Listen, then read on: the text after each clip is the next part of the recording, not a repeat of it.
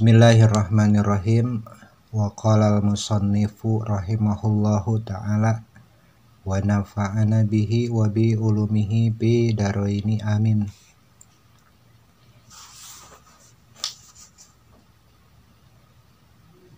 Wa sunanul haji sareng ari sunahna ibadah haji. Eta sab'un ayat 7. Ahaduha ari salah sahijina tina sab'un eta al-ifradu haji ifrad. Wa huwa sareng ari anu namina ifrad haji ifrad eta taqdimul haji alal umrati mayunkeun ibadah haji tinimbang atanapi mandeurikeun umroh. Tinimbang umroh atanapi mandeurikeun umroh. Bi ayyuh rima kalawan ihram. Kalawan ihram ieu si jalma awalan dingawitanana. Bil haji kalawan haji mimiqotihi tina miqotna itu haji. Waya prugo sareng nalika beres si muhrim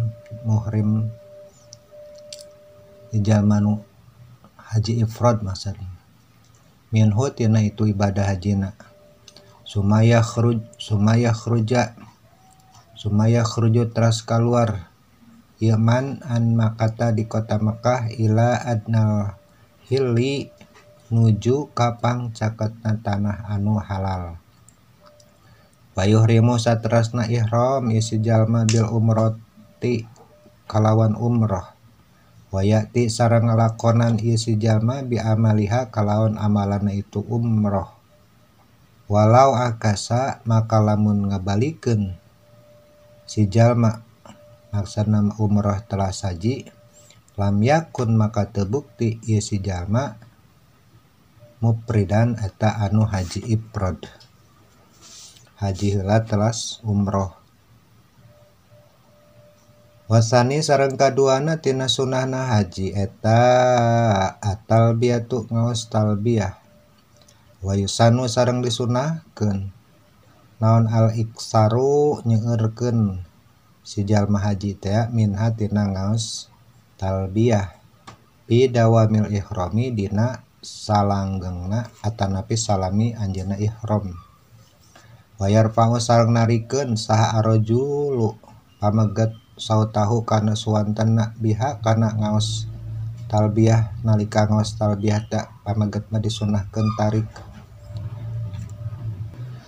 Walabduha sareng ari lapadna bacaan talbiyah eta labbaik Allahumma labbaik labbaik la syarika laka labbaik innal hamda wa ni'mata laka wal mulka la syarika lak. Hartosna labbaik tetep ngabakti abdi ka Gusti. Allahumma ya Allah labbaika netepan ngabakti abdi ka Gusti. Labbaik netepan ngabakti abdi ka Gusti la syarika anu teu aya anu nyarengan laka ka anjeun. Labbaik netepan ngabakti abdi ka Gusti. Innal hamda saestuna ari puji wa ni'mata sareng nikmat laka eta tetep kagungan Gusti. Wal mulka sareng karajaan la syarika nu teu aya ngarencangan eta maujud laka ka anjeun. Wa idza faraga sareng di mana beres si jalma min talbiyati tina ngaos talbiyah sholat maka ngaos sholawat ieu jalma ala Nabi sallallahu alaihi wasallam ka Kangjeng Nabi Muhammad sallallahu alaihi wasallam. Wa sa'ala taras nyungkeun atau neda atau nepi ngadoa ieu si jalma Allah taala ka Gusti Allah nu maluhur al jannata kana dipaparin surga waridwanahu sareng kana karidwanana Allah. Wasta'ada sareng nyungkeun pangrak sa ieu jalma bihi ka Allah subhanahu wa ta'ala minan nari tina siksa api neraka. Jadi cenah saparantos ngaos talbiyah beres ngaos salat ka Kangjeng Nabi teras nyungkeun ngadoa ka Gusti Allah. Doana teh mugia urang dipaparin surga, mugia urang dipaparin karidhoan Allah, sareng mugia urang diraksa ku Allah tina siksaan api neraka. Wasalisu sareng nu katilu tina sunah, tina pasunahan haji eta tawaful qudumi, tawaf kudum. Wayah tasu sareng ditangtoskeun ieu tawaf kudum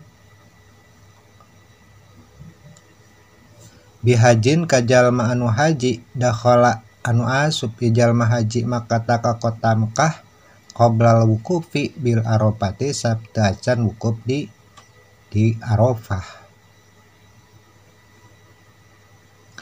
Wal mu'tamiru sareng ari jalmi anu umroh atanapi mu'tamir teh idza tofa di mana-mana tawaf ieu mu'tamil al umrah tak pikeun umrohna ajza maka tos nyukupan itu tawaf ka mu'tamir an tawafil kudumi tina tawaf kudum. Janten tawaf kudum teh nalika si haji lebet ka kota Mekah. Warabi'u sareng kaopat na dina sunah haji eta al mabitu mabit mondok bil Muzdalifati di kota Muzdalifah. Wa duhu sareng parantos ngitung-ngitung atau menetapkan ieu musonib kana ieu mabit di Muzdalifah teh min sunani tina kalebet kana sapalina sunah haji. Wa sareng ari ieu katetepan teh aduh eta mah perkara atau ketentuan yak tadihi anu tos diterapkeun kana ieu ketentuan teh naon kalamur Rafi'i dawuhan atanapi pendapatna Imam Rafi'i. Wal khamisu sareng ari kalimana dina sunah haji eta rakaat tawafi salat 2 rakaat tawaf ba'dal farogi saparentos atau rengse minat tawaf minhu tina itu tawaf. Wa yusalli huma sareng tawaf si jalma kana ieu rakaat tawaf sareng salat di si jalma kana itu rakaat tawaf khalfa maqami Ibrahima dina sapangkeren makomna Nabi Ibrahim alaihi salatu wassalam. Wa yusirru sareng ngalonkeun si jalma bil qiraati kana awasan salatna pihima dina eta salat ba'da tawaf naharon lamun dilakokeunna dina siang. Wa yajharu jeung narikeun si jalma teh biha kana eta qiraah lailan lamun salat tawafna teh dilakukeun dina waktu wengi. Wa idza lam yusallihima sareng di mana-mana teu tiasa eta si jalma salat tawaf teh khalfa maqami di pangkereuna maqam Ibrahim papil hijri maka tiasa salatna teh di hijir Ismail. Wa ila maka lamun masih keneh teu tiasa di hijir Ismail papil masjidi maka tiasa dilakukeun di Masjidil Haram. Wa ila maka lamun masih keneh teu tiasa di Masjidil Haram fapi ai maudii maka tiasa dilakukeun salatna teh di tempat nu mana wae saanu anjeunna karep minal harami boh bade di tanah haram wa ghairi atanapi liana tanah haram. Wasadisu sareng kagenepna tina sunah haji teh al mabitu bil mina mabit di mina. Hada ari ieu mabit eta mah perkara tetep pendapat sahahu anu tos nyohehkeun atau mensahkan kana ieu pendapat sah ar-Rafi'i Imam Rafi'i. Lakin akan tetapina sahaha parantos nyohehkeun atau ngasahkeun saha An-Nawawi Imam Nawawi bi ziyadati raudhati tina tambah-tambahna kitab Ar-Raudhah al-wujuba kana hukumna wajibna ieu mabit di kota Mina teh. Wasabi sareng katujuhna ta tawaful wada tawaf perpisahan inda iradatil khuruji mimma kata nalika bade ninggalkeun atau keluar di kota Mekah di saparin karena aya perjalanan hajan kana haji ayan eta si jalma boh ninggalkeun teh karena aya perjalanan haji aula tanapi sanes perjalanan haji tawilan kana boh perjalanan teh jauh atau lami, asaparu naon perjalanan teh au qasiron atawa sakedap atau caket perjalanan teh. Jadi disunahkeun tawaf wada, tawaf rek ninggalkeun kota Mekah. Wa ma sareng ari perkara zakarohu anu parantos nutur kana itu ma saha al musannifu ki musannif min sunanihi tina pangkat kasunahan tawaf eta qaulun marjuhun, qaul marjuh maksudna mah qaul anu lemah. Lakinil adharu akan tetapi na ari qaul adhar mah eta wujubuhu wajib itu tawaf wada teh. Wa yatajarradu sareng kedah atau kedah nebihan sareng kedah menghindari sa arrojulu pamegat hatman kana kain anu dijahit atau raksukan anu dijahit kama sakumaha katerangan bisyarahil muhadzabi anu aya dina kitab Syarah Muhadzab indal ihrami nalika ihram. Di pakaian ihram teh tong anu dijahit. Anil mahidi atanapi tina anu nyarung-nyarung minasyabi tina pirang-pirang pakaian. Wan mansujiha sareng dina pakaian anu ditenun nu disulam. Waan maqudiha sareng pakaian anu ditalian tanapi kelabang basa Indonesia nama. Waan goiri thiyabi sareng dina salian pirang-pirang pakaian min khufin anu eta pakaian teh sok dijieun ku bahan nu pake nyieun sapatu. Wa na'lin sareng tina bahan nu sok dijieun pake tarumpah. Wayal basu sareng nganggo ieu si jalma izaron kana samping.